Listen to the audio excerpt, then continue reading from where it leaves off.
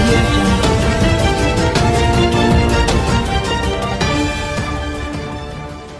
అయితే AP reorganisation చట్టంలో ఉన్నవన్నీ కూడా నెరవేర్చాలి అన్న ఉద్దేశంతో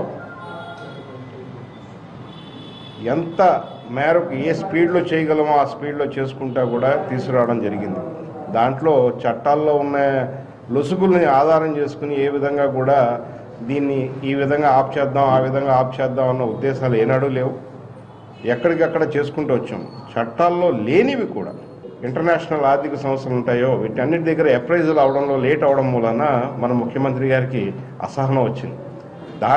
అది బడ్జెట్తో సంబంధం లేని వ్యవహారం ఏదైతే ఇవాళ ఉందో దాని గురించి కూడా మేము డిసెంబర్లో మాట్లాడాం, అన్నీ మాట్లాడుతూ ఉన్నాం. ముఖ్యమంత్రి గారు కూడా మాట్లాడారు మాతో.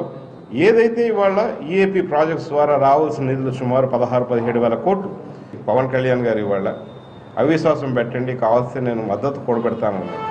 అయ్యా, మీరు ఈ రాష్ట్రంలో పేద బడుగు బలహీన వర్గాలందరూ కూడా మీ వైపు చూస్తూ ఉన్నాయి. మీరు వస్తే యంత్రాంగం మరింత పటిష్టంగా పనిచేస్తుంది.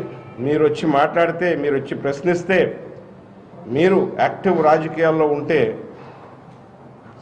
సామాన్యుడికి ప్రయోజనం చేకూరుతున్న ఆశిస్తున్న తరుణంలో మీరు ఏదో రాజకీయ సమీకరణలకు వెళ్ళడం మాత్రం ఎంతవరకు సమాజం. మీరు కూడా ఆ కాంగ్రెస్ వాళ్ళ పనిన ఉచ్చులో ట్రాప్ అయ్యారనుకుంటున్నాను. అదే ట్రాప్ కాంగ్రెస్ వారు ఏదైతే ట్రాప్ వేస్తున్నారో ఇవాళ తెలుగు ప్రజల్ని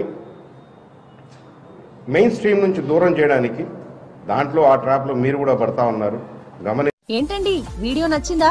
అయితే ఓ లైక్ వేసుకోండి, లేదంటే ఓ కామెంట్ చేయండి. ఎప్పటికప్పుడు మా వీడియోస్ చూడాలంటే సబ్స్క్రైబ్ చేసుకోండి.